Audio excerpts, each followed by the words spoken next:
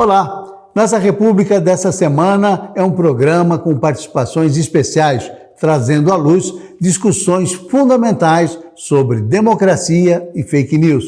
Vamos explorar as falas recentes do ministro do STF, Alexandre de Moraes, sobre esses temas cruciais. Para isso, contamos com a presença do jornalista e professor Dielcio Moreira, meu dileto amigo, e do nosso convidado especial, o professor André Chaves de Mello e Silva. Sejam muito bem-vindos ao Nossa República. Muito obrigado pela presença de vocês no programa de hoje. Professor Dielcio. Mauro, eu que agradeço o convite, estou honrado de participar de uma discussão tão importante como democracia, fake news, com você, com o meu amigo André, professor da Universidade de São Paulo, que já há bom tempo discute democracia, fake news, enfim. Estou muito feliz por participar desse debate e também ansioso por começarmos esse programa contigo, Paulo. Muito obrigado pelo convite. Professor André, eu vou, só para as pessoas aqui de Mato Grosso que ainda não lhe conhecem, só chamar a atenção que é um jornalista experiente, com passagem nos mais importantes veículos da imprensa nacional, como a Folha de São Paulo, Gazeta Mercantil, entre outras tantas publicações relevantes. É professor da Universidade de São Paulo, idealizador e coordenador acadêmico da Cátedra Otávio Frias Filho, em estudos de comunicação, democracia e diversidade. Professor, suas considerações iniciais aí. Obrigado, Mauro, pelo convite, por estar aqui dividindo com vocês essa bancada, o professor Dielcio, meu amigo, parceiro aí de longas jornadas, né, muito frutíferas, e por estar aqui tendo a oportunidade de poder falar para o público de vocês, né, para um outro estado, quando normalmente a gente não está inserido. Gostaria de estar mais inserido aí no Mato Grosso, mas essa para mim é uma excelente oportunidade de estar podendo interagir com vocês. Muito obrigado. Com certeza haverão novas oportunidades para a gente conversar, porque tem tanto assunto importante na defesa da democracia e do Estado Democrático de Direito, que não vai faltar oportunidade para a gente conversar. Eu queria chamar a atenção de quem nos assiste, que recentemente, em novembro passado, a Assembleia Legislativa realizou um evento que tratou dos 35 anos de promulgação da Constituição Estadual aqui de Mato Grosso. E nesse evento estiveram presentes os ministros Alexandre de Moraes, o ministro Flávio Dino e o ministro decano do Supremo Tribunal Federal, o Gilmar Mendes, que é o nosso conterrâneo aqui. E nessa conversa que teve lá, nessa apresentação, eles receberam título de cidadania, Alexandre e Flávio Dino, e o ministro Gilmar Mendes recebeu a comenda Marechal Rondon, que é a mais alta honraria aqui do Estado. Eu queria chamar aqui a fala, um trecho da primeira fala do ministro, foi uma fala de 45 minutos e tal, mas ele destacou alguns trechos para a gente conversar sobre ela. Os ataques à democracia e qual o grande problema hoje da democracia precisa ser entendido a partir de uma análise que começa com uma pergunta. Por que o regime democrático e a democracia ressurgiu após a Segunda Grande Guerra? Na Europa, a democracia ressurgiu após o nazismo, após o fascismo, após a vitória dos aliados. Em alguns países, só depois da década, quase no final da década de 70, Portugal e Espanha, que viveram ditaduras. Na América Latina, quase toda, inclusive o Brasil, só depois da década de 80. Professor Dielcio, essa fala do ministro, ele está contextualizando, está questionando, quer dizer, por que razão a democracia se volta, retorna depois desse período da Segunda Guerra. Bom, eu penso que realmente o ministro tem razão quando ele traz inúmeros países que viveram nesse momento regimes absolutamente autoritários e ditatoriais, né? Além além da Alemanha com o nazismo, nós tivemos a Itália com o fascismo, a Espanha com Franco, Salazar em Portugal, e aqui na América Latina, Brasil, Argentina, Paraguai, o Chile, e são governos que criaram uma série de governos autoritários, ditadores, que criaram uma série de problemas, por exemplo, no Brasil. No Brasil nós tivemos algumas coisas que são irreparáveis, que não conseguimos reparar até hoje, como, por exemplo, arroxo salarial, o enfraquecimento dos sindicatos, riqueza na mão de poucos. Hoje, olha a disparada, né, o disparate da distribuição de riqueza no Brasil, que ela começou a se acentuar lá no governo militar e foi se perpetuando e cada vez se agravando mais, e com as dificuldades que os governos eleitos depois do movimento militar em acertar a mão com a distribuição de riqueza. Mas não é só isso também, houve a questão de mortes. Quantas pessoas morreram? Na Argentina fala-se em 30 mil, um número que não foi tão alto no Brasil, mas muita gente morreu para que esses movimentos ditatoriais se consolidassem, se perpetuassem, enfim, que vivessem mais tempo neste regime. Esse processo começou a ruir, né, com o fim do nazismo, começou a ruir com a morte de Franco na Espanha, começou a ruir com a Revolução dos Cravos, lá em Portugal, e também no Brasil, com as diretas já, um movimento que foi intenso, forte, liderado por um deputado de Mato Grosso, Dante de Oliveira. Era um momento que a democracia encontrou tempo, espaço e condições para aflorar. Professor André, essa fala do ministro lhe remete a algum comentário relevante, assim, que é importante a gente não deixar de falar? A gente tem que pensar na complexidade desse período. Então, os regimes democráticos que foram substituindo essas ditaduras, sobretudo na Europa, eles foram resultado inicialmente primeiro do fato dos aliados terem ganho a Segunda Guerra. Então, claro, liderados pelos Estados Unidos, pela Inglaterra, né, por Churchill ali, enfim, também liderando o continente europeu, mas nós temos também, claro, que envolve também uma questão econômica. Então, os regimes democráticos aliados foram os grandes financiadores do processo de recuperação econômica mundial. Então, isso se reflete, vamos dizer assim, no primeiro momento, após 1945, nesse processo de redemocratização de diversos países que saíram ali, com o fim da Segunda Guerra, de regimes ditatoriais. Mas, paradoxalmente, nós temos ali também, logo de cara, né, em 45, o surgimento, uma reordenação mundial do mundo em dois blocos, né, o bloco capitalista, a cortina de ferro, o bloco capitalista versus o bloco socialista. E, paradoxalmente, isso acabou levando, muitas vezes, alguns países que saem da Segunda Guerra com regimes democráticos, que é o caso do Brasil, por exemplo, mesmo do Chile, da Argentina, do Paraguai, e eles passam a ter regimes financiados, né, ou apoiados pela ideia de que era necessário conter o comunismo, vamos dizer assim.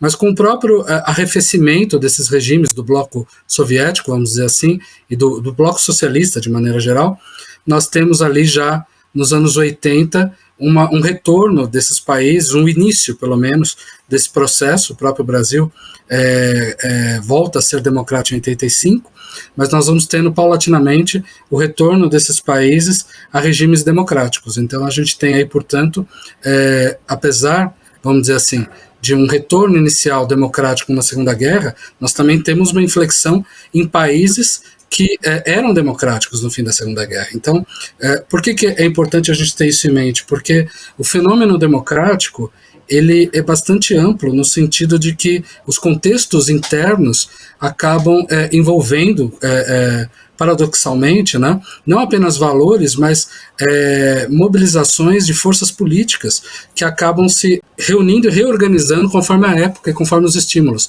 sejam internos e externos. Esse casamento entre o externo e o interno que acaba levando ao surgimento de determinados regimes, que é um pouco do que está acontecendo agora, né? Nós temos, e a gente acha que vai chegar nisso ainda, eu imagino, mas sobretudo da gente ver aí hoje uma capa democrática em muitas situações, mas que tem cada vez mais funcionado como regimes populistas e onde as pessoas estão perdendo direitos.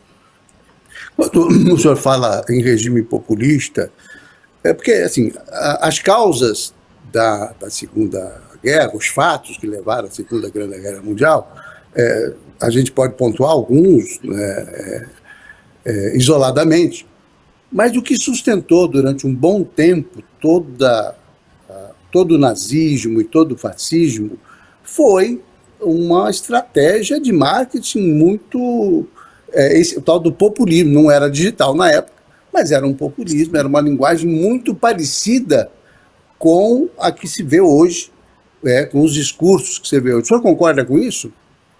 Sem dúvida, nós temos ali um florescimento, vamos dizer assim, de um marketing, né, calcado em ideias segregacionistas, higienistas, né, e que acabam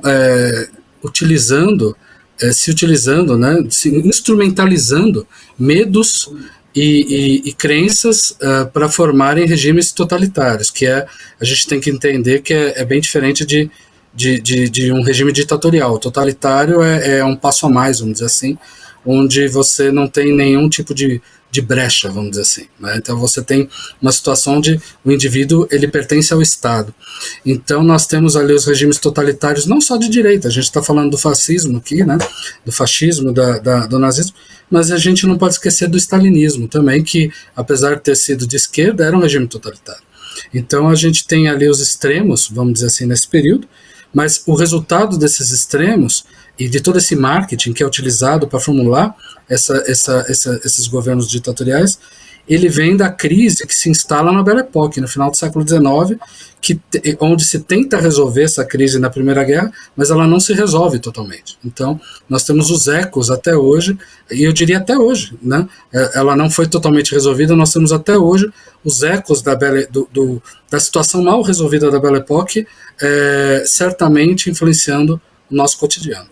Eu gostaria de fazer um comentário sobre essa questão. Nós vivemos na Segunda Guerra um uso absolutamente inteligente, podemos dizer assim, né, nocivo dos meios de comunicação da época. O cinema e o rádio foram fartamente utilizados para divulgar o pensamento nazista, enfim. Mas já se conhecia até então o poder das imagens, né? Se nós formos olhar, por exemplo, mesmo no Brasil, com a chegada dos portugueses e da companhia jesuítas, mas lá também no México, como as imagens tiveram uma força extraordinária na conquista do México, e a Segunda Guerra mostrou o poder do uso dos meios de comunicação, né, especialmente do rádio e do cinema. Um movimento que estamos vendo hoje nas mídias sociais. Muito parecido mesmo, né, Gelson? Eu vou pedir ao Adiel para rodar um segundo trecho da fala do ministro Alexandre de Moraes, onde ele destaca a contribuição dos regimes democráticos para a melhoria das condições de vida das pessoas logo nesse pós-guerra. Se nós pegarmos todos os índices relacionados à melhoria de condição humana, de vida, após a Segunda Grande Guerra, nós poderíamos tranquilamente afirmar que nenhum outro regime fez tanto pela mulher, pelo homem, pela criança, questão da mortalidade infantil, quanto os regimes democráticos. Se nós compararmos saúde, educação, infraestrutura, habitação, alimentação, todos os países democráticos são muito melhores que os países não democráticos. Todos os países que eram uma ditadura e passaram a ser uma democracia melhoraram isso. Professor André, eu vou fazer uma perguntinha aqui direta e depois o Gelson me ajuda aí na avaliação, na análise da resposta. Essa fala do ministro tem algumas perguntas que são importantes. Como é que o senhor avalia o impacto histórico das democracias na melhoria de vida, das condições de vida das pessoas, conforme defendido pelo ministro? Porque, de fato, após a Segunda Guerra, muitos países que eram ditadura, ao longo do tempo, foram se democratizando, inclusive o Brasil, já na década de 80. Né? Demorou bastante, mas acabou vivendo o seu momento democrático como é hoje. E eu queria que o senhor concorda com essa tese do ministro? Quer dizer, a democracia é melhor para as pessoas? Concordo. Vamos pegar o Brasil, né, como gancho, Mauro, né, dessa análise, para depois a gente tentar extrapolar um pouquinho. Quando a gente volta em 45, a gente coincide, né, o fim da Segunda Guerra coincide com a democratização do Brasil, com o fim do Estado Novo, portanto, da ditadura de Getúlio Vargas. E aí nós temos um curto período democrático, que vai até 64, onde a gente não pode esquecer que houve uma série de melhorias socioeconômicas no Brasil, impulsionadas por uma série de medidas, sobretudo a construção de Brasília. Então nós temos ali na construção de Brasília o ápice, vamos dizer assim, de um período, desse período democrático, desse curto período democrático, de mais ou menos 13 anos, algo em torno disso, né? E aí a gente vai ter aí, portanto, um pouco mais do que 13 anos, né? Enfim, agora 18 anos, mais ou menos. Então nós vamos ter aí nesse período, nós vamos ter a construção de Brasília, que impulsiona, certamente, claro que não só ela, é evidente, mas ela acaba sendo um dos vetores de impulsionamento da industrialização e principal impulsionador também de um aceleramento profundo da urbanização do Brasil. E aí depois nós temos a interregno ditatorial, que termina em 85.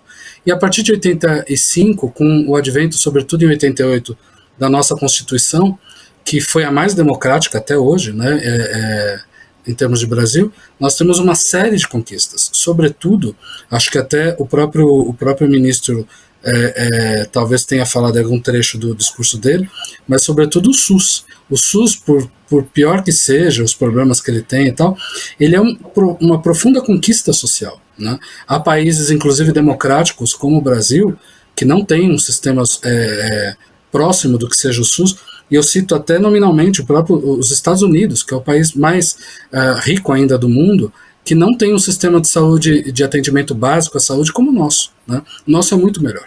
Né? Então, a gente tem, portanto, de fato, ganhos efetivos e palpáveis, mas não significa que todo regime democrático vai ter o mesmo nível de ganho. Né? Então, nós temos que analisar caso a caso. Tem regimes democráticos que avançaram muito mais do que o nosso. Né? Então, por exemplo, os países nórdicos. Né? Então, nós temos aí um nível de florescimento pós-Segunda Guerra Mundial dos países nórdicos que os colocam países do mundo de uma maneira muito rápida. Nós temos alguns países asiáticos também, né, que vivenciam isso, sobretudo depois que conseguem superar fases não democráticas, nominalmente a Coreia do Sul, né? Por isso que agora a atual crise nesse país preocupa bastante. Então, não que não seja uma crise, pelo menos até agora, de origem democrática, vamos dizer assim, mas preocupa, né, esse crise, porque é um país que conquistou muita coisa sob o regime democrático. Então, o Alexandre de Moraes tem razão, sim, quando a gente analisa, sobretudo, o curto espaço de tempo, em alguns casos, de regimes democráticos que surgem em determinados países no último século, no século XX, nós vamos perceber, de uma maneira muito palpável, que esses regimes permitiram uma rápida conquista, um caminho muito rápido em melhorias sociais significativas. Eu acho que no caso do Brasil não é novidade para ninguém.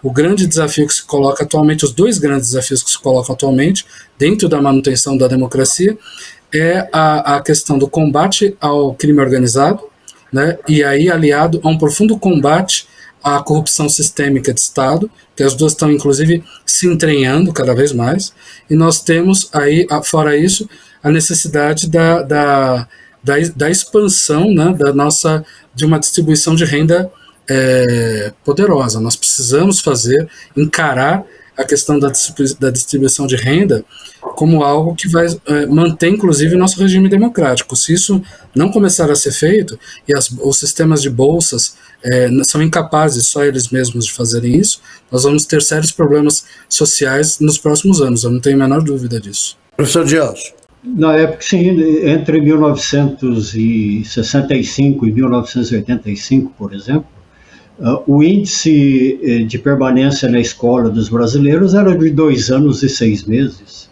Era muito baixo, né? Então, a escola era por uma minoria que definiu a classe dominante, basicamente, no país, né? Depois de 1985, nós tivemos índices aí crescentes.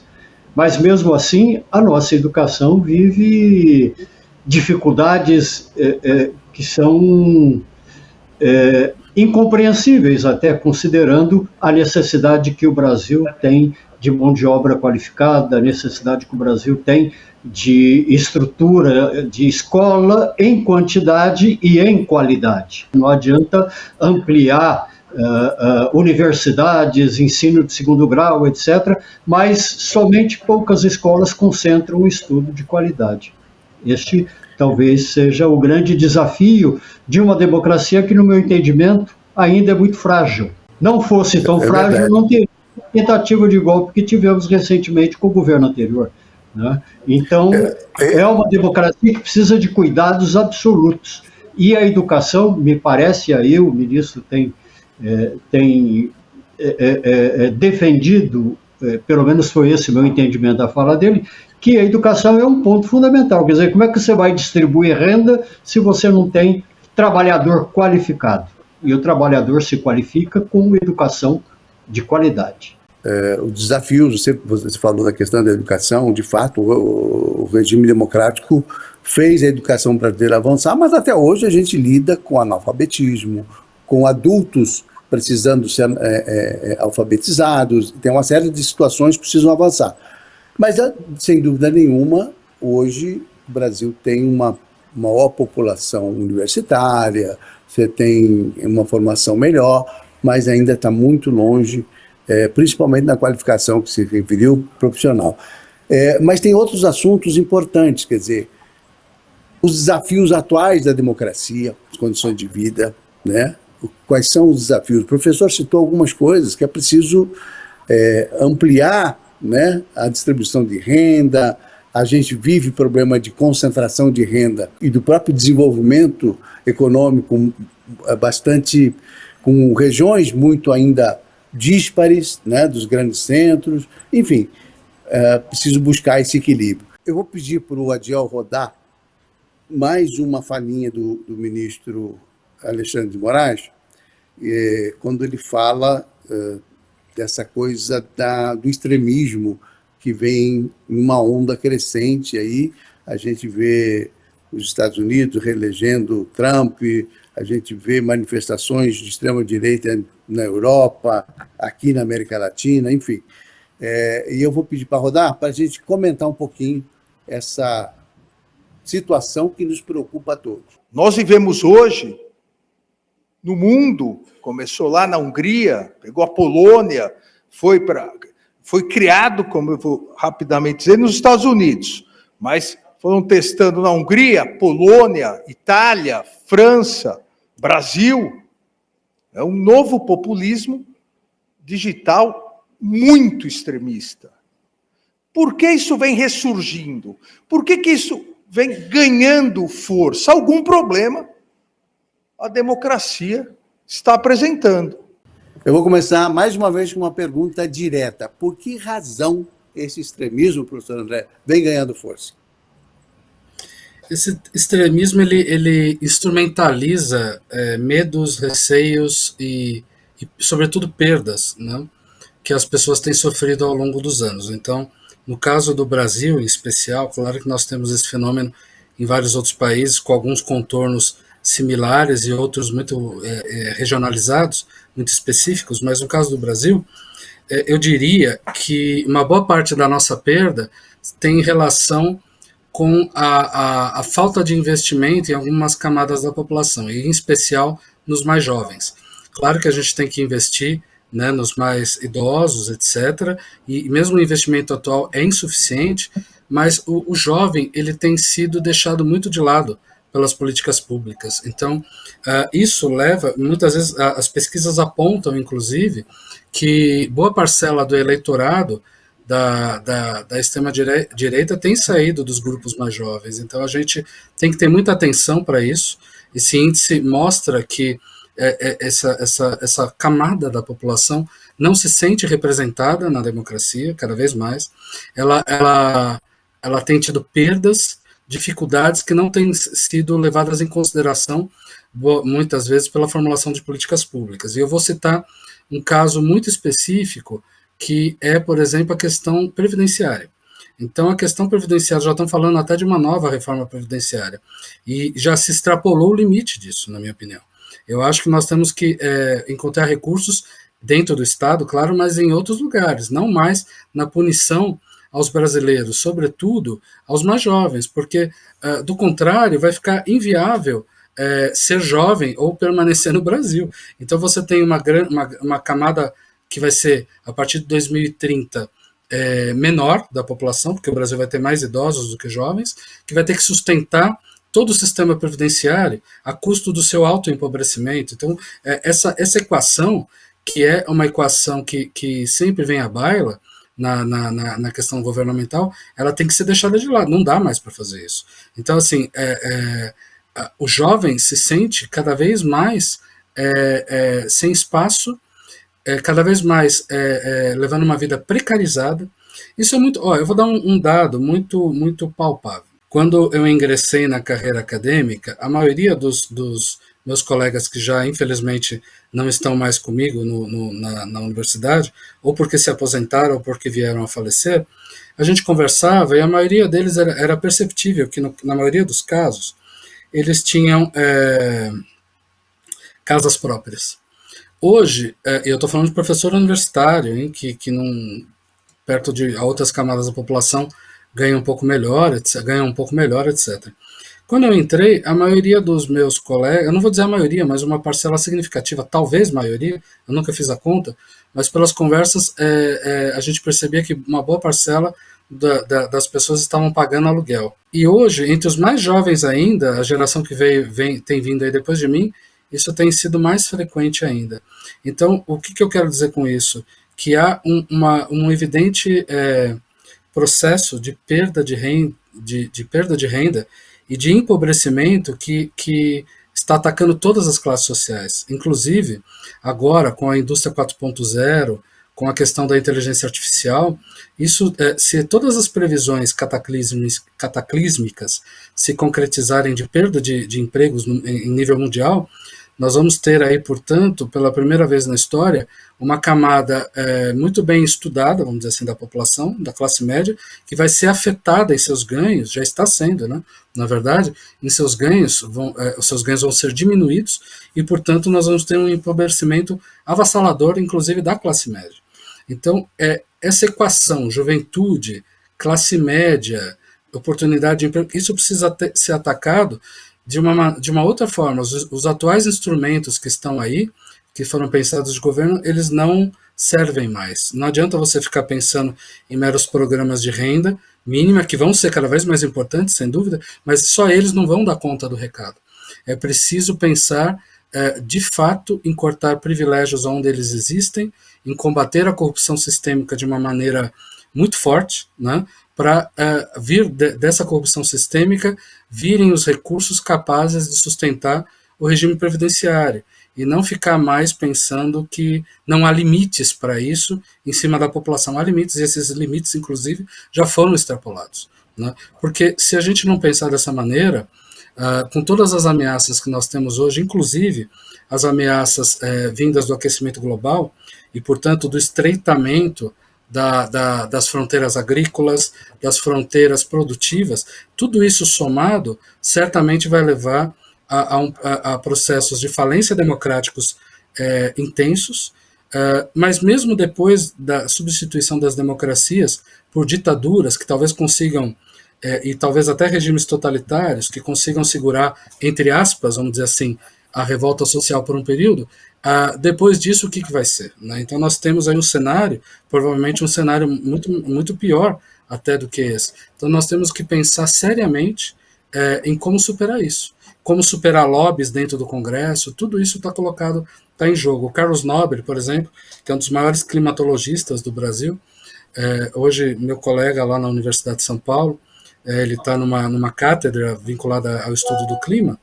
Ele, por exemplo, fez algumas previsões que, se parcialmente se concretizarem, vai ser o caos. Então, por exemplo, uma das previsões possíveis, né, para a gente ter uma ideia do tamanho do que a gente está vivendo hoje, é que por volta de 2100, se continuar o nível de aquecimento global no nível atual, nós vamos ter aí pouquíssimas áreas do planeta habitáveis. Então, ele arrisca dizer que apenas o entorno dos dos polos, né, Polo Norte e Polo Sul, e algumas cadeias de montanha muito altas, leia-se, portanto, os Andes, o Himalaia, né, os Alpes e assim por diante.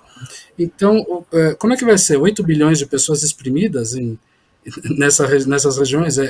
Vai ser o caos mundial. Né? Nenhum sistema político vai permanecer de pé. E nós não estamos falando de algo distante, nós estamos falando de 75 anos. Ou seja, para quem está nascendo agora em 2025, é apenas uma geração ou duas. Né? Então nós temos aí um desafio avassalador, mas que tem que ser pensado de maneira integralizada, integral, e não só do ponto de vista político, do ponto de vista econômico, ambiental, está tudo amarrado, está tudo entrelaçado. Então a crise democrática ela vem sobretudo disso, porque a democracia está cada vez mais refém de interesses de grupos isolados que não estão concatenando soluções amplas para a enorme quantidade de desafios e, sobretudo, para a complexidade desses desafios. Garadiaço, em cima, diante do que o professor comentou, e é extremamente relevante essa questão do clima, você veja, se a gente, em 75 anos, tem a população levada para o Polo Sul, para o Polo Norte, para as regiões montanhosas mais altas, nós vamos ter um problema muito sério, que não é só do local em si, da condição do local, é da alimentação, porque são locais que não vão gerar comida para todo mundo. Quer dizer, então, nós estamos realmente diante de um problema seríssimo. Mas eu queria que você comentasse um pouquinho essa fala do ministro, Gelson, para que a gente... Quais são as implicações desse fenômeno populista, radical, de extrema-direita, para a democracia, para as democracias e para resolver esses problemas? Porque, veja, essa extrema-direita, ela não reconhece o aquecimento global, ela não reconhece a necessidade de preservação ambiental, ela não reconhece uma série de situações que nós precisamos. Estados Unidos, até hoje, não resolveu se enquadrar na questão do efeito estufa, quer dizer, continua produzindo e não está querendo responder. O mais importante é o lucro já do que qualquer outra coisa. Como é que você vê isso, Gelson? E aí, professor, se quiser comentar também, acho que é um assunto que nos remete a uma preocupação grave. Eu quero, Mauro, primeiro concordar absolutamente com o professor André. A juventude, em vários aspectos, foi deixada de lado no Brasil. Né? Ela não foi pensada como seres pensantes, mas alguém que sempre precisava de um porta-voz. E esse fenômeno ocorreu também, por exemplo, nos jornais. Os jornais descobriram tarde demais que não formavam leitores jovens. Quando teve início os jornais voltados para os jovens, praticamente já era tarde demais, não havia mais tempo de recuperar, de formar leitores jovens. Então, o desaparecimento de leitores de jornais não foi só um fenômeno das redes sociais, do avanço do mundo digital, mas também, no meu entendimento, pela ausência dos jovens no processo de produção de conhecimento da realidade a partir daquela época, anos 70, 80, em que os jornais eram os principais veículos informativos, com informação atualizada, mais séria, mais respeitada, mais respeitável daquilo que ocorria no país. Então, esse é um aspecto importante. E com a chegada das redes sociais, os jovens praticamente se tornaram os solucionadores, os donos do conhecimento, né? Os mais antigos, os mais idosos, as pessoas com mais idade, que estavam habituadas a transferir suas experiências, seus conhecimentos aos jovens, passaram a recorrer aos jovens, buscar informações, como é que atuam nesse mundo, né? E fico imaginando um mundo em que não se há controle nenhum daquilo que é verdadeiro, daquilo que é falso. Não há contrapalavra, não há o contraditório nas redes sociais. Se há, esse contraditório ainda não é expressivo, né? Não tem uma força que leve a pessoa a refletir. Então, a gente verifica a força dos influencers, por exemplo, na maioria, ou boa parte deles em todas as redes, se fortalecem promovendo o ódio, promovendo a discórdia e sendo remunerados por isso. Essa é uma questão muito séria. Quer dizer, então, o regime, o modelo econômico das redes valoriza quem tem mais acesso. Agora, vamos olhar o Brasil nessa situação. O último relatório digital de 2024, dos 8 bilhões de pessoas no mundo, o Brasil é o terceiro país, atrás do Quênia e da África do Sul, né, somente, mas com índices muito, muito baixos. Né? É o terceiro país em tempo dedicado às redes sociais. São 3 horas e 37 minutos por dia, praticamente um período útil do dia, o brasileiro fica nas redes sociais. Então, essa média de acesso dos brasileiros nas redes sociais é um problema que fortalece essa ideia de monetização, de distribuição de dinheiro com quem consegue mais likes, com quem consegue mais seguidores, né? Então, eu penso que o extremismo se utiliza disso. Você sabe, já descobriu há muito tempo que é o ódio, que é a mentira, que faz com que as pessoas acessem cada vez mais as redes.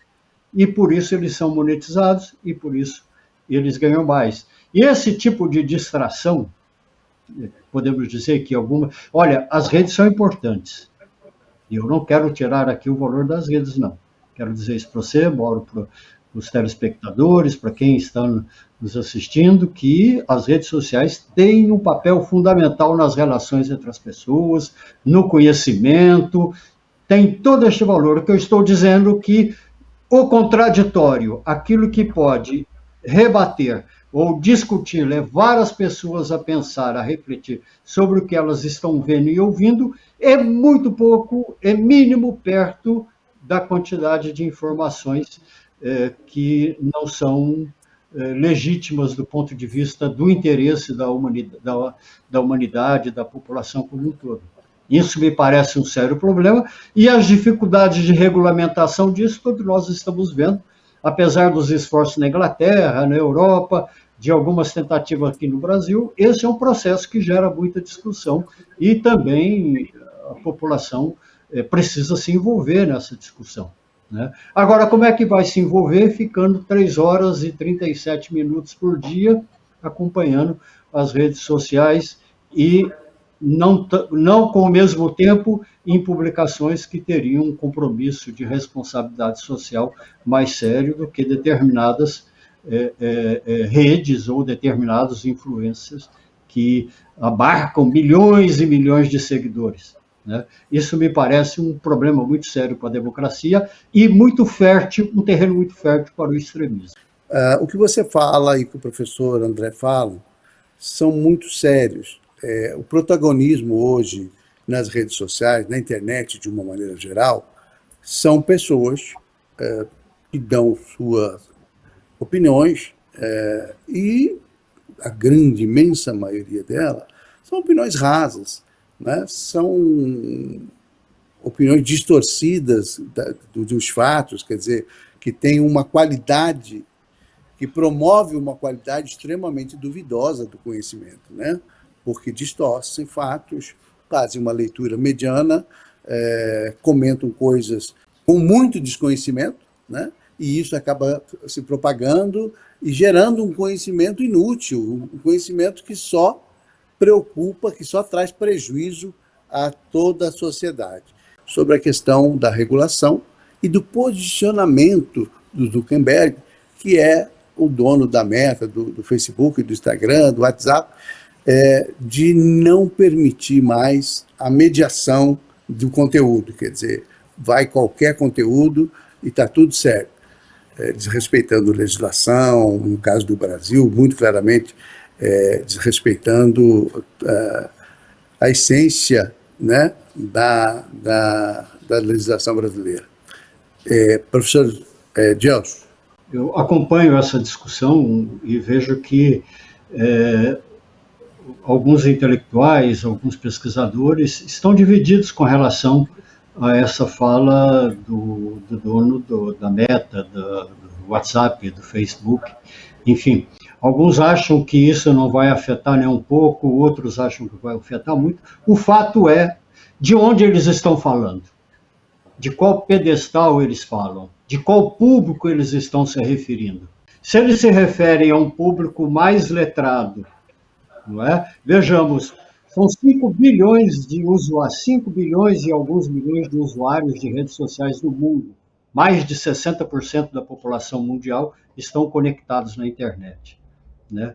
Então, se você verificar países como, por exemplo, Inglaterra, Alemanha, o índice de utilização das redes sociais é uma hora e pouco, diferente do nosso, de 3 horas e 37 minutos, ou lá na África do Sul, 3 horas e 40 e poucos minutos, né?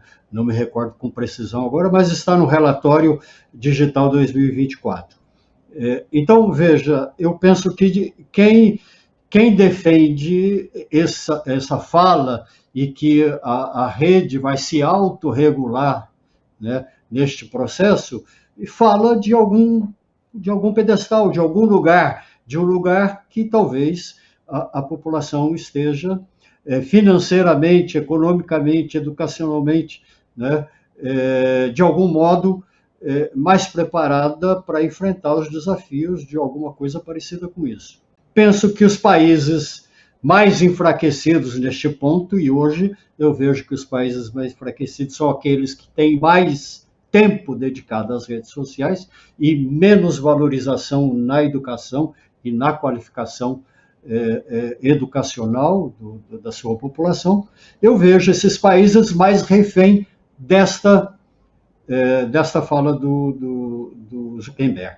Eu digo mais reféns, né, porque nós temos visto que o crescimento do extremismo, né, ele cresce de forma maior, de um jeito mais grandioso, digamos assim, mais expressivo, melhor dizendo, em países mais enfraquecidos, como o nosso, do que em países mais fortalecidos economicamente, com uma distribuição de renda mais igual, com benefícios sociais muito mais potencializados do que o nosso. O que a gente enxerga aqui é o enfraquecimento da população. Você mesmo disse há pouco, Mauro, uma classe média que vem perdendo, aliás, foi o professor André que disse, também a classe média vem perdendo seus privilégios, né? E o que é pior, né? O que eu acho que é mais grave, e talvez aí eu deixe aqui como um grande problema a ser pensado, né? A população, a distribuição da riqueza, os bilionários mundiais são muito poucos. Fala-se que está para acontecer o primeiro trilionário no mundo. Um grande mérito é ter um trilionário e bilhões de empobrecidos. Então, eu vejo que cada vez mais o dinheiro se concentra em poucas mãos, né? E sobrando à população um pouco, sobrando à população mais pobre, mais distante dos bens que a sociedade produz e que deveria ser do usufruto de toda a sociedade, mas acaba sendo apenas para alguns, né?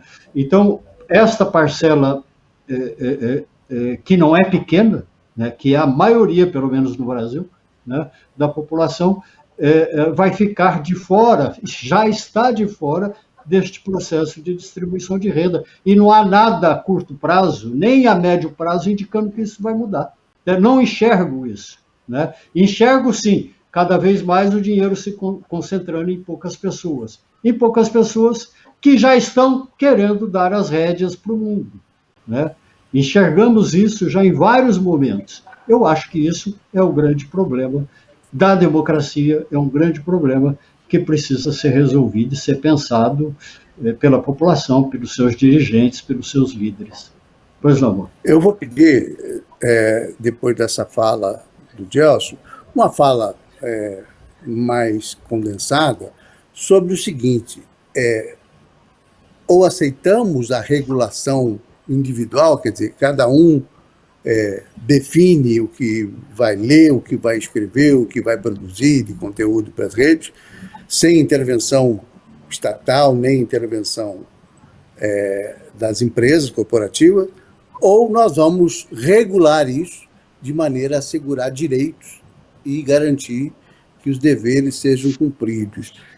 Como é que o senhor vê essa questão do Mark, do dono da Meta? Então, eu acho que quando a gente fala em regulação, o grande risco, de fato, é nós criarmos uma legislação. Primeiro que essa legislação nunca vai ser uniforme, cada país vai ter a sua, né? Então, como é que você regulamenta, vamos dizer assim, o funcionamento de uma empresa que é mundial? Então, ela não atua só na praça brasileira, vamos dizer assim, no mercado brasileiro, ela está atuando em vários outros países. Então, isso já de cara gera uma dificuldade, mas é uma dificuldade que tem que ser pensada assim. Eu acho que quando a gente fala em regulação, a gente tem que pensar em linhas mestras, né? Então, ou seja, em valores. Então, é como quando surgem aqui no Brasil as redes, os canais de televisão abertos, que hoje também estão enfraquecidos pela entrada do streaming, enfim, da TV a cabo e da própria internet. Mas, na verdade, todo o modelo tradicional de negócios de mídias se enfraqueceu com essas alterações. Quando eu estou falando, na verdade, de mídia, eu estou falando especificamente da atividade jornalística, né? Então, nós temos aí, portanto, uma situação que tem que ser pensada na regulação, se ela for ser executada, em linhas mestras, porque, ou seja,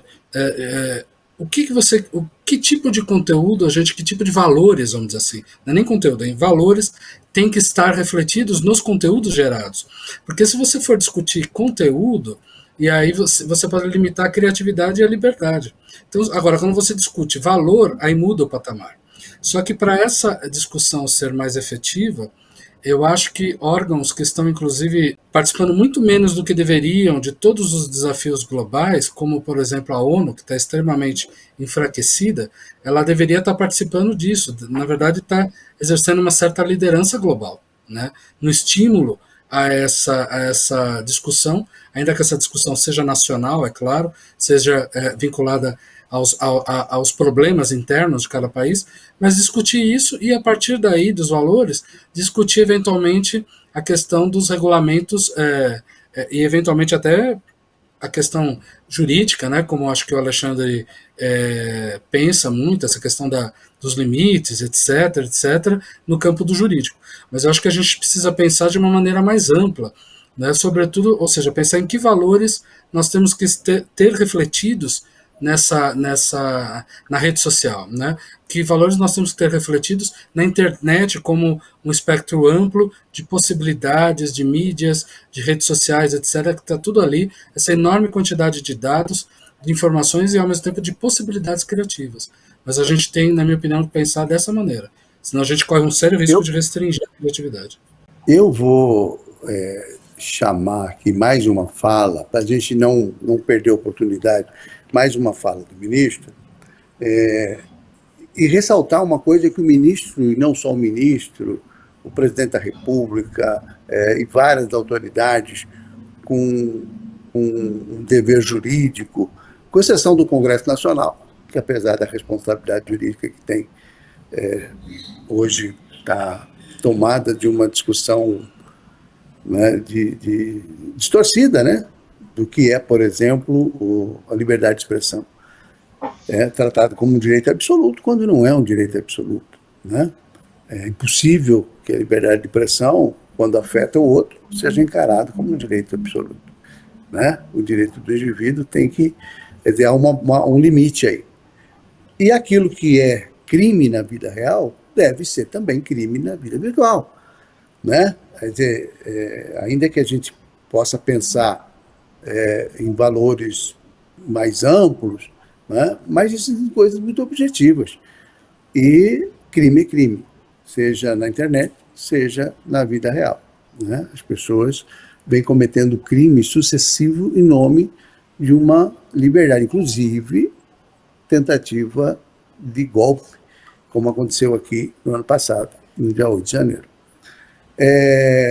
Mas eu vou pedir, antes da gente se aprofundar, vai ficar muita coisa de fora, viu, professor Gelson, professor André? Eu queria falar muito sobre corrupção, que eu acho que é uma coisa importante, que interfere muito nessa questão, como o senhor bem disse, que não é só a perda do ganho, da receita das pessoas, da condição de estudar, da condição e da própria questão ambiental, etc. Mas também tem a questão da corrupção, que a gente se acostumou com ela, e que a extrema-direita usa como um discurso, na ditadura não tinha. Não, na ditadura sempre teve corrupção. O que não tinha era espaço para isso ser divulgado, como tem na democracia, né? É muito tranquilo isso. Mas eu queria que a gente falasse um pouquinho, em cima da última fala do ministro, Adiel, que é uma fala um pouquinho maior, e que eu acho que vale a gente conversar um pouquinho, porque ele entra justamente nessa coisa do conteúdo, dos problemas que a gente tem com relação à liberdade de imprensa, etc.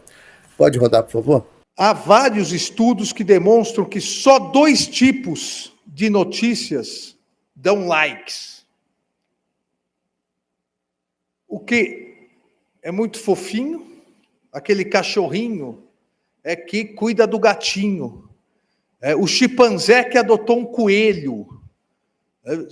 Isso estoura, não? A onça que casou com um cachorrinho.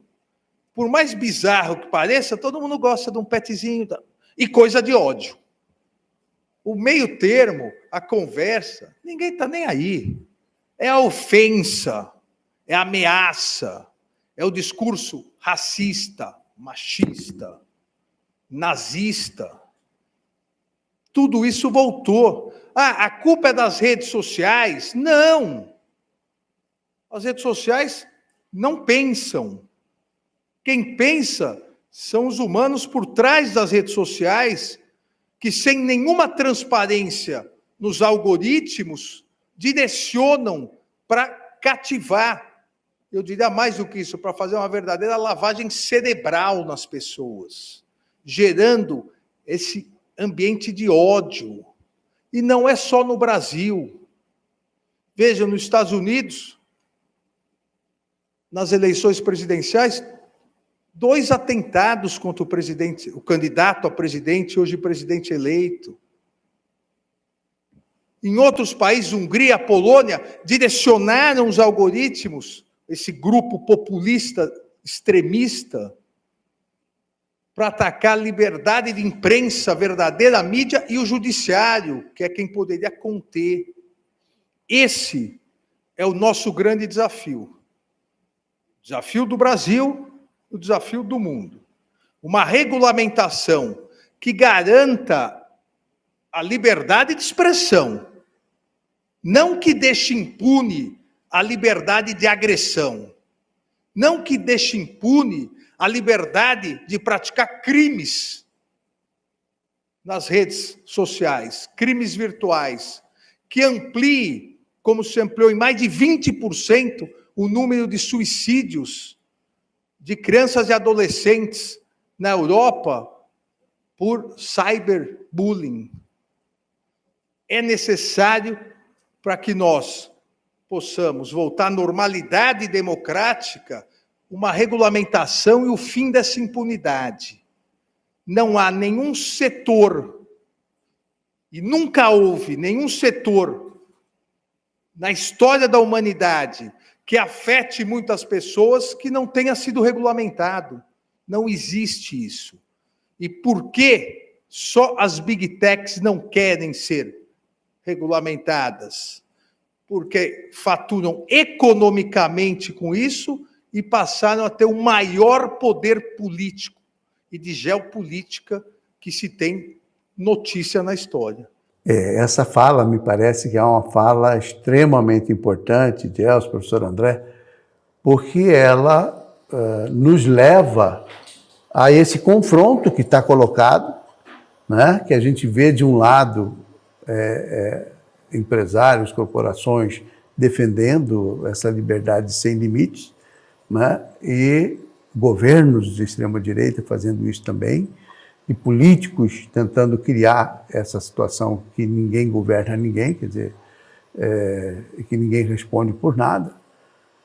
E, de outro lado, a necessidade, né, de você ter o Estado como, seja juridicamente, socialmente, enfim, como comportamento, o Estado impondo limites, que é o limite da convivência civilizada, das relações cordiais, da vida em sociedade, né?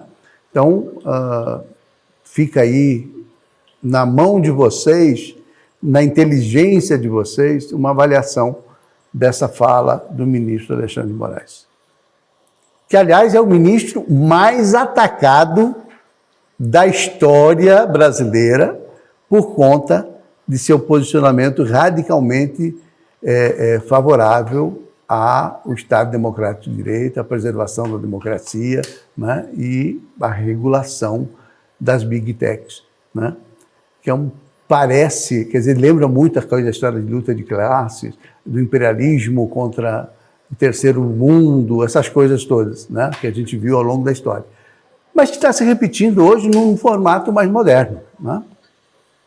E com o imperialismo mais forte ainda, né? Com essa coisa da direita mais forte do que já teve.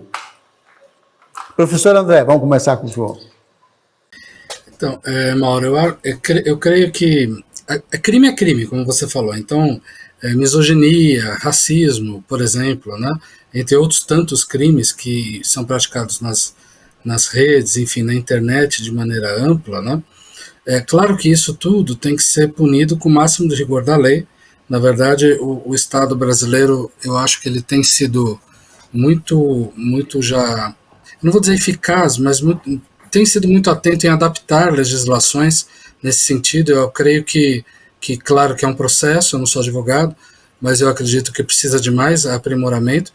E é claro que essas regulamentações têm que ser pensadas no sentido de sequer permitir que essas coisas sejam publicadas, ou seja, ou se forem publicadas que sejam punidas, mas o punir já é feito de alguma maneira.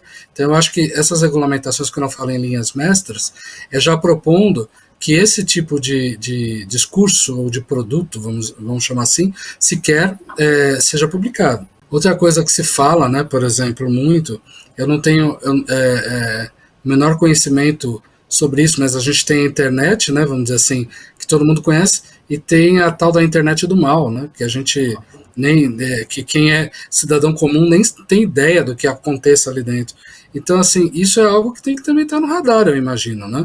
Então, assim, se você tem uma internet oficial e uma não oficial, como é que você permite, então, essa dualidade, né, a existência desse outro espaço para o crime global, de ampla natureza, fora o que já acontece na internet dita oficial, vamos dizer assim. Então tudo isso tem que ser colocado, ou seja, para impedir que essas coisas aconteçam. Eu acho que tem que haver sim uma discussão nacional, mas mundial também, sobre regulamentação, aproveitando as tradições democráticas e já de legislação de cada país, mas sobretudo tentando equacionar no sentido de pelo menos se não tiver como impedir a entrada desse tipo de conteúdo, como derrubá-lo imediatamente, enfim, né? Algo que seja mais rápido e que impeça, portanto, que aquele conteúdo tenha tanto impacto negativo, né? Ficando ali por dias, meses, anos, enfim. Eu acho que a grande questão vai ser essa, eu tenho a sensação, além da regulamentação, como efetivamente, de uma maneira rápida e extremamente ágil e eficaz, impedir que isso gere estragos, né, como tem gerado hoje sobre as democracias. E as pessoas, né, e a vida das pessoas. Professor Gelson. Eu fiquei pensando aqui na fala do André sobre valores, né? E vejamos assim, se nós formos pensar de uma forma histórica, né, olhando um pouco para a história, nós vamos verificar que a escravidão, por exemplo, terminou no Brasil há muitos anos, mas ela ainda ocorre de tempos em tempos, em pessoas são flagradas em trabalho escravo em vários cantos do país, né? Muitos trabalhadores são escravizados por atividades com grandes empresas multinacionais, isso a todo momento também é noticiado, né? Então, nós temos aí, em função do capital, uma desumanização deste processo ainda muito presente, né? A banalização do mal, como o Hannah Arendt chamou no episódio do nazismo, por exemplo, ela foi muito comum no período que enfrentamos mundialmente do Covid, né? Então, o mal nunca foi tão banalizado como naquele período e muitas vezes incentivado e aplaudido. Então, eu penso que esses valores universais, né, de respeito ao ser humano, de respeito à vida, valores dessa ordem, realmente é o que precisa ser discutido, que precisa ser desenhado mundialmente, e a partir daí, sim, se pensar diante de cada realidade, da forma como vai ser tratado este assunto. Eu vejo como, muitas vezes, uma notícia falsa circula num determinado público que não sabe nem que existe uma folha digital, ou que um Estado de São Paulo digital, ou uma BBC no universo digital, que poderiam apresentar algumas informações úteis para a melhor compreensão daquela informação. E fica valendo o que ele viu ali naquele meio, né? Então, cada país tem suas particularidades, cada país, de fato, tem seus contextos, suas dificuldades, suas virtudes, né? Mas a vida, e aí eu penso na totalidade das vidas, Mauro, de todas as vidas, né? A vida vegetal, animal, humana, todas elas, né, são dependentes uma da outra. Se não percebemos isso aí, vamos perceber tardiamente, então é melhor percebê-los agora, que estamos todos de algum modo conectados, né? Então, o respeito à vida e o respeito aos direitos humanos, né, e são valores que precisam ser cultivados mundialmente. E aí, tenho que concordar com o André também que o enfraquecimento da ONU é um fator muito negativo que favorece, né, as big techs, quer dizer, favorece as grandes empresas de tecnologia, porque elas vão ditando regras e vão se impondo. Na medida em que o Estado fica enfraquecido, essas regras se fortalecem cada vez mais. Então, eu penso que fortalecer o Estado democraticamente, né? Fortalecer o Estado, fortalecer uma democracia, é uma forma também de enfrentamento deste poderio tecnológico que cada vez mais está concentrado num número muito pequeno de pessoas. Muito, muito, muito, muito pequeno de pessoas. Mas com muito dinheiro, né? Que é um grande negócio, essa coisa de Sim. controlar o mundo, né? Por que interessa para um Facebook ou para um Instagram regular qualquer coisa? Porque como é que eles vão manipular e manipulam, né? Como é que eles vão se apresentar como ferramentas de poder, como se apresentam, além de ser um grande negócio, né? Então, isso é um problema seríssimo e vocês dois fizeram duas falas extremamente importantes. Quer dizer, é preciso que o mundo, que essa autorregulação se dê a partir dos governos, no sentido de que haja um debate, uma discussão profunda das consequências de tudo isso, né? Não dá para a gente... porque, assim, daqui a pouco a gente vai estar numa situação caótica que ninguém mais consegue ter uma vida civilizada. A gente vai, como diria o filósofo, o lobo, né? O homem e lobo do homem, né? Porque é o que vai acabar acontecendo na visão do que está acontecendo hoje, né? Tanto no clima, na economia, tudo, né, professor? Pode falar. Mas, Mauro, inclusive eu queria complementar o que o Dielcio disse, o que você está dizendo também, que eu acho que quando a gente fala em regulamentação, em tudo isso, em fortalecimento democrático, de maneira democrática do Estado, passa inclusive pela própria mídia e também por exemplo, algo que eu denoto falta, comparado a quando a gente era criança, ou talvez adolescentes, eram as grandes campanhas educativas que a imprensa veiculava. Então a gente quase não vê mais essas campanhas, né, em vários níveis, na educação, nos valores gerais, na saúde, etc.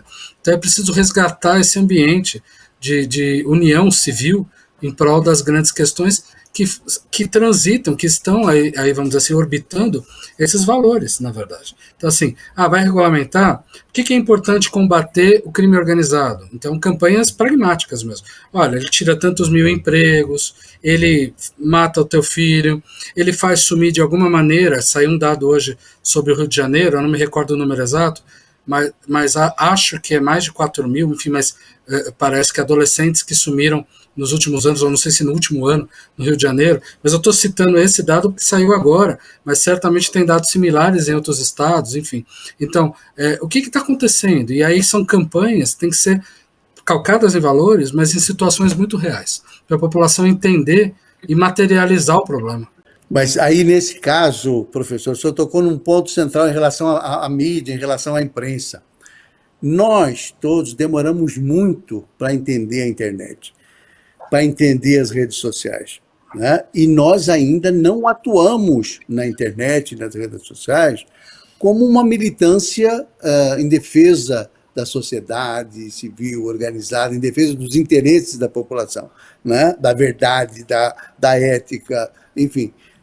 A gente vê as empresas de comunicação todas lutando para sobreviver e sendo combatidas economicamente e ideologicamente todos os dias. Assim como os estados são enfraquecidos, a imprensa é enfraquecida, o judiciário é enfraquecido, que faz parte dessa estratégia, né, de que alguém vai controlar isso lá no futuro, né? Uma inteligência artificial, sei lá, que vai coordenar o mundo, parece coisa de ficção científica que a gente está vendo acontecer. Então, concordo muitíssimo com o que vocês falaram, porque eu acho que nós mesmos da imprensa precisamos acordar e utilizar a ferramenta de uma forma mais proativa, mais produtiva, com mais qualidade.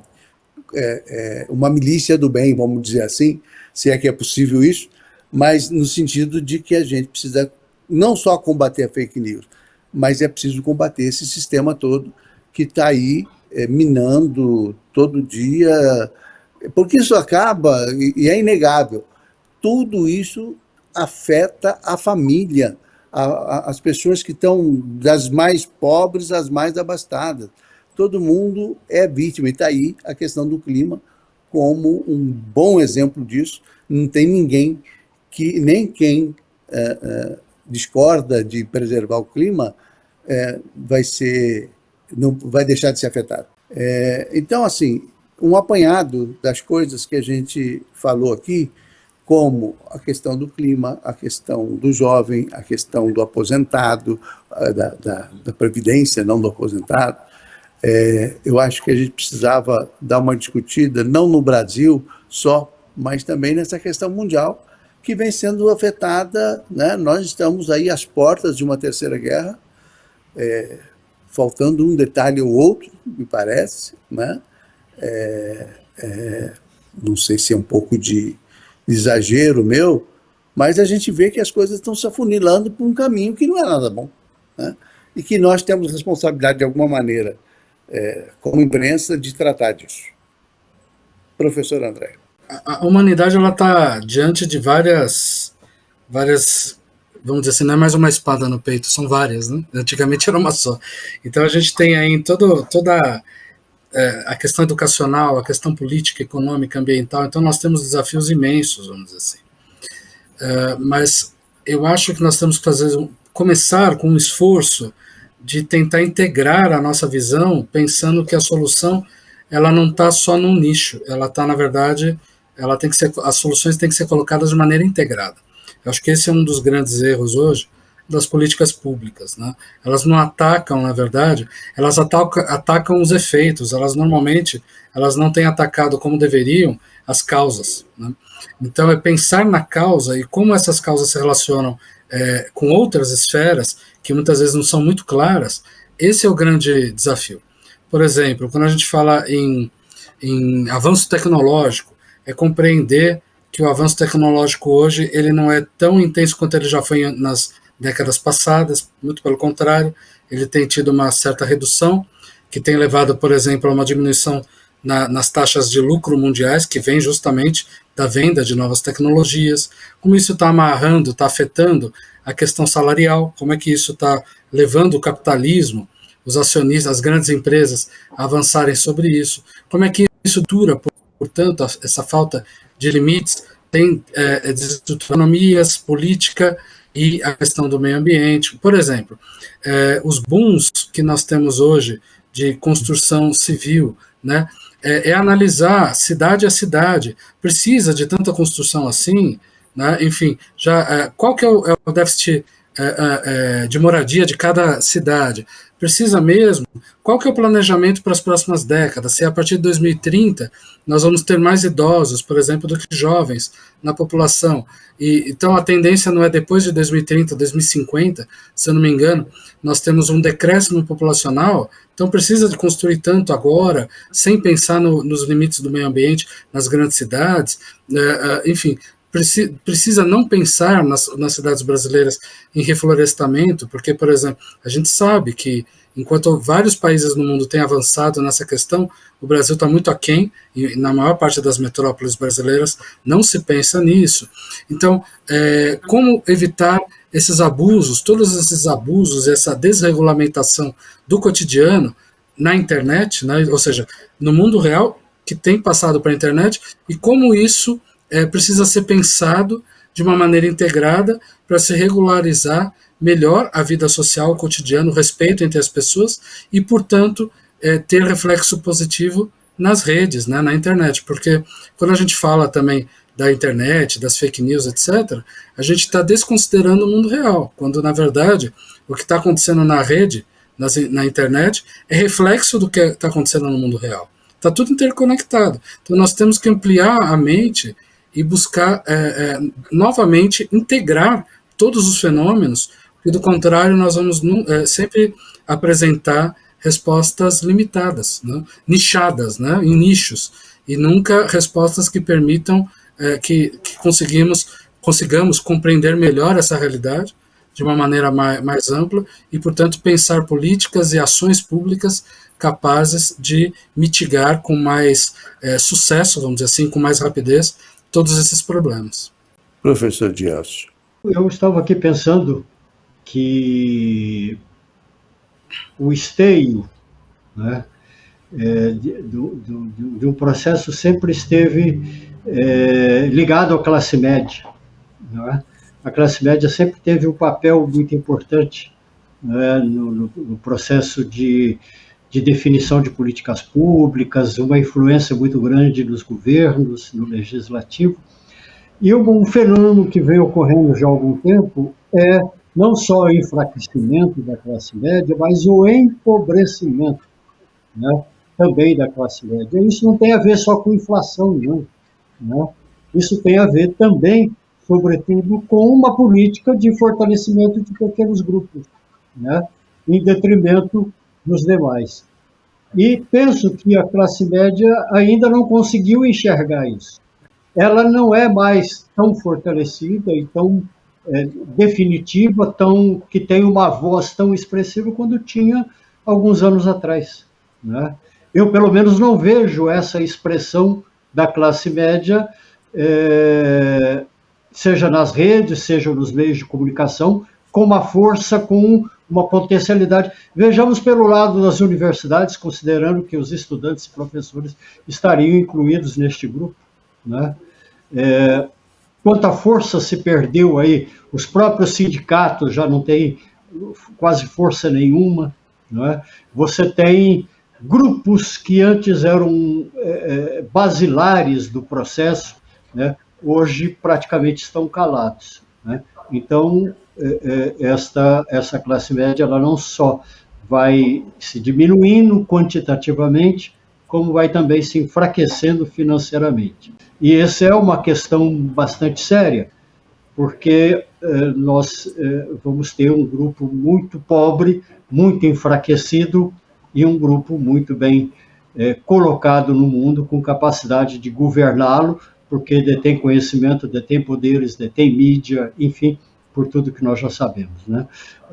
Então, eu penso que essa é talvez uma questão que precisaríamos pensar. E aí, eu não vejo mais grandes entidades.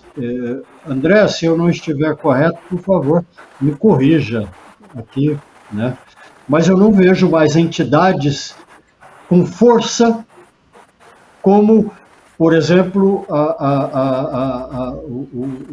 os bispos do Brasil, por exemplo, a Igreja Católica, como, por exemplo, os evangélicos completamente divididos, a OAB, a Associação Brasileira de Imprensa, entidades que sempre foram fortíssimas, hoje estão um pouco emudecidas, né?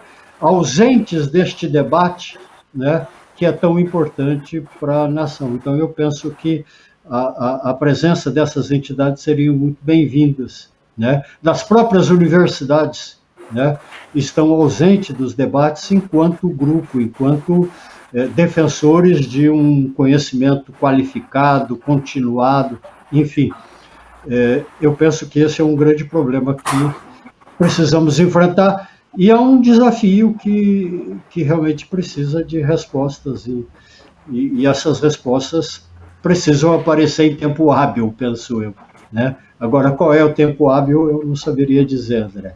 Eu concordo, Gelson. Acho que essas entidades... Engraçado quando você estava falando... Engraçado não, interessante, quando você estava falando da CNBB, né? Os bispos, eu estava pensando exatamente nela. Né? Então, assim, quanto ela foi atuante, mas só para dar um exemplo, né? Eu acho que você citou diversas outras importantes, mas eu acho que essa fragmentação, como você falou, precisa envolver todo mundo, e onde está o todo mundo, vamos dizer assim, né? Inclusive ONGs, né? Eu acho que hoje o espectro está muito fragmentado na ação de ONGs, o que é importante, claro, elas atacam situações, enfrentam situações muito específicas, nichadas, né, como eu digo, mas a gente precisa trazer todo mundo para a organização de um amplo debate, né? É preciso recolocar essas questões, ou seja, portanto, iniciar um novo pacto social. Eu acho que a gente precisa... Falta um novo pacto social. Eu acho, inclusive, que essa questão da religião nesse universo, e todas as religiões nesse universo, é uma discussão à parte super importante, porque as pessoas são muito manipuladas, enfim. Então, agradeço muitíssimo aos dois, e eu volto, Gelson, a gente já organizar um próximo encontro, né, para a gente gravar sobre um outro assunto importante, já incluindo o professor André. Eu agradeço muito, então. Um grande abraço a todos. Obrigado a vocês. Vamos encerrar a nossa República Especial dessa semana, e vocês acompanhem aí o Nossa República, o site Nossa República, o programa na TV Pantanal, o nosso canal no YouTube. Nós temos toda semana uma discussão mais aprofundada como essa que tivemos hoje. Um grande abraço a todos e até a próxima semana.